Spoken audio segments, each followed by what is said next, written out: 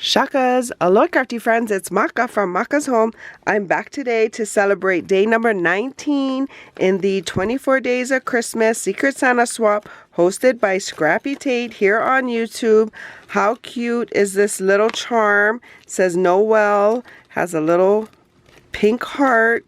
It's attached to this pink shovel, so cute. It's day number 19 and then it has the clothespin to secure the bag and attach this dangle. How fun is that? So let's see, in our bag, oh, how cute. Did you make this? Look, she's got some more beanies with pom-poms.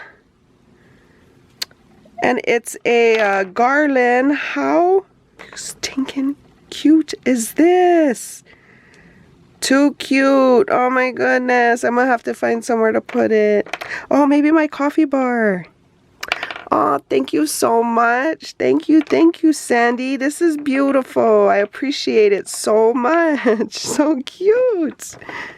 Oh, thank you so much. If you're new here, welcome. If you're returning, welcome back. For more videos like these, see here. And until my next video, shakas.